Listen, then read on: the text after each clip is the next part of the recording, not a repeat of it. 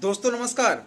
आज के इस वीडियो में जानेंगे कि केरल कोविड-19 के खिलाफ अभी तक क्यों इतना सक्सेसफुल रहा है और केरल के हेल्थ सिस्टम के मुकाबले हमारे बिहार यूपी का हेल्थ सिस्टम कहाँ लैग करता है। दोस्तों हमारे इंडिया में लॉकडाउन को लगाए हुए 1.5 महीने से ज़्यादा हो गया है। इसके बावजूद कोरोना वायरस रुकने का नाम नहीं ले रहा है। टोटल नंबर ऑफ केसेस बहुत तेज़ी से बढ़ रहा है। वहीं दूसरी ओर केरल में ये ट्रेंड बिल्कुल उल्टा देखने को मिल रहा है, बिकॉज वहाँ पे नंबर ऑफ एक्टिव केसेस बहुत तेज़ी से नीचे जा रहा है। कुछ समय पहले केरल कोविड-19 से सबसे ज़्यादा इफेक्टेड वाली स्टेट थी, बट इस समय सबसे ज़्यादा सक्सेसफुल स्टेट में काउंट किया जा रहा है, क्योंकि 9 मई तक के डेटा के अनुसार केरल में जो न्यू इन्फेक्शन ग्रोथ रेट है वो सिर्फ 0.1% है। तो ऐसे में सवाल ये है कि आखिर केरल ने ऐसा क्या खास किया कि वो कोविड-19 के खिलाफ जंग में वो अभी तक इतना सक्सेसफुल हो पाई और हमारे इंडिया के बाकी स्टेट केरल से हेल्थ केयर के मामले में क्या सीख सकती है। जो केरल का हेल्थ केयर सिस्टम है वो हमारे इंडिया में हमेशा टॉप में देखा गया है। अगर नीति आयोग के 2019 के हेल्थ इंडेक्स के अकॉर्डिंग बात किया जाए तो केरल इंडिया में नंबर 1 पोजीशन पे है हेल्थ केयर के मामले में। इसके कई रीजन है, जैसे आप एक ये रीजन देख सकते हैं कि इंडिया ने जहां एज ए कंट्री अपने जीडीपी का सिर्फ 1.29% ही अपने हेल्थ केयर सिस्टम पे खर्च किया है, वहीं केरल ने अपने जीडीपी का 5% से भी ज़्यादा उन्होंने हेल्थ केयर सिस्टम पे खर्च किया है। दोस्तों अगर WHO के सलाह के अकॉर्डिंग बात करें तो WHO का जो सलाह है हर कंट्री के लिए, अगर उसको अपने हेल्थ केयर सिस्टम को अच्छा मेंटेन करना है तो WHO का ये सलाह है कि एक डॉक्टर पे 1000 पीपल का रेशियो मेंटेन होना बहुत ज़रूरी है, तभी उस देश का हेल्थ सिस्टम जो है अच्छे से मेंटेन रह पाएगा। लेकिन जो हमारे इंडिया में जो गवर्नमेंट के डेटा के अनुसार है तो हमारे इंडिया में एक डॉक्टर पे 1445 लोग हैं, जबकि केरला में ये डेटा काफ़ी अच्छा है। मैं कुछ टॉप 5 स्टेट का नाम लेना चाहूँगा जहाँ पे number of doctor to people ratio काफ़ी अच्छा है। अगर मैं कुछ टॉप 10 स्टेट की बात करूँ तो जैसे तमिलनाडु में देख लीजिए कि एक डॉक्टर पे 253 लोग हैं, दिल्ली में एक डॉक्टर पे 334 लोग हैं, कर्नाटका में एक डॉक्टर पे 507 लोग हैं, केरल में एक डॉक्टर पे 535 लोग हैं, गोवा में एक डॉक्टर पे 713 लोग हैं और पंजाब में एक डॉक्टर पे 789 लोग हैं। तो देखिए आप देख सकते हैं कि किस तरीके से जो हमारे बाकी के स्टेट हैं इंडिया के उसमें डॉक्टर टू पीपल रेशियो कितना कम है, जबकि WHO का रिकमेंडेशन ये है कि एक डॉक्टर टू 1000 पीपल का रेशियो मेंटेन होना चाहिए गुड हेल्थ केयर के सिस्टम के लिए। लेकिन वहीं ये जो स्टेट है तमिलनाडु, दिल्ली, केरला, कर्नाटका, गोवा, पंजाब, ये उनसे काफ़ी ज़्यादा बेहतर अपने सिस्टम को मेंटेन करके वो रखे हुए हैं। तो दोस्तों केरला ने जो कोविड-19 के खिलाफ जंग में जो सबसे खास स्ट्रेटजी वो अपनाई वो ये है कि उन्होंने सबसे ज़्यादा कॉन्टैक्ट ट्रेसिंग पे उन्होंने ध्यान दिया।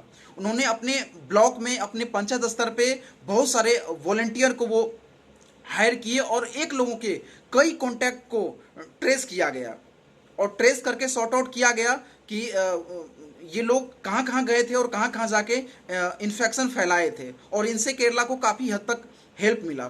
दूसरी ओर केरला में जो इन्फेक्शन वाले लोग थे, जो कोविड-19 से अफेक्टेड वाले लोग थे, उन लोगों को विश्वास में लिया गया। उन लोगों को जब अपने घर में उनके घर में जब उन्हें क्वारंटीन किया गया तो उनके लिए कॉल सेंटर अलग से बनाया गया और उन्हें यह आश्वासन दिलाया गया कि आप लोगों को अगर कोई प्रॉब्लम हो खाने पीने से लेकर के दवाई से लेकर के किसी भी तरह के आपको टेंशन हो तो आप इस नंबर पे कॉल कर सकते हैं। इतना ही नहीं, उन्होंने एक कॉल सेंटर इस चीज़ के लिए भी बनाया कि अगर आप अपने घर में हैं, बोर हो रहे हैं, आपको बहुत ज़्यादा परेशानी हो रही है तो आप इन नंबरों पर कॉल करके अपनी बोरियत ख़त्म कर सकते हैं, अपनी प्रॉब्लम बता सकते हैं। तो ये अपने आप में एक बड़ी स्ट्रेटजी थी, जिस स्ट्रेटजी पे चल के केरला को काफ़ी सक्सेसफुल मिला। और अभी के टाइम में आप देख सकते हैं कि केरला में जो न्यू इन्फेक्शन है वो सिर्फ 0.1% है, और इसलिए केरला अभी तक इतना सक्सेसफुल हो पाया है। अगर दूसरी ओर केरला के हेल्थ सिस्टम के मुकाबले मैं अगर अपने बिहार और यूपी के हेल्थ सिस्टम की बात करूं, तो हमारे बिहार में 2019 में जो नीति आयोग ने हेल्थ इंडेक्स जारी किया है, उन्होंने 21 बड़े राज्यों के हेल्थ सिस्टम का सर्वे किया था, जिस सर्वे में जो हमारा बिहार है वो 20वीं पोजीशन पे है और जो यूपी है वो 21वीं पोजीशन पे है। तो आप देख सकते हैं कि जहां पे एक और टोटल 21 राज्यों पे ये सर्वे किया गया था हेल्थ सिस्टम का, और उस सर्वे में बिहार जो है वो 20वें पोजीशन पे आया और यूपी 21वें पोजीशन पे आया। तो आप इससे अनुमान लगा सकते हैं कि हमारे राज्यों की स्थिति हेल्थ केयर के मामले में कितनी ज़्यादा खराब है। वहीं अगर मैं बिहार में बात करूं कि एक डॉक्टर पे कितने लोग हैं, तो एक डॉक्टर पे बिहार में 3207 लोग हैं। वहीं यूपी में एक डॉक्टर पे 3767 लोग हैं।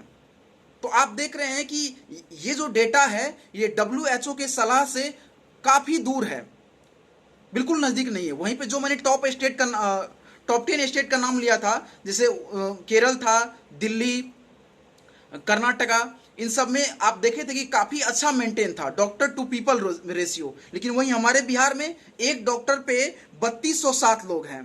वहीं यूपी में एक डॉक्टर पे 3767 लोग हैं। अगर ग्लोबल हेल्थ इंडेक्स की बात करें हमारे इंडिया के लिए, अगर मैं ग्लोबल हेल्थ इंडेक्स के रिपोर्ट के अनुसार भारत स्वास्थ्य सेवाओं की पहुंच और गुणवत्ता की वैश्विक रैंकिंग में 159 देशों की सूची में जो भारत है वो 120वें नंबर पे आता है। तो आप इससे अनुमान लगा सकते हैं कि जो हमारे इंडिया का हेल्थ सिस्टम है वो 159 देशों की सूची में 120वें नंबर पे आ रहा है। तो हमारे इंडिया का हेल्थ सिस्टम कैसा है, ये आप लोग अनुमान लगा सकते हैं।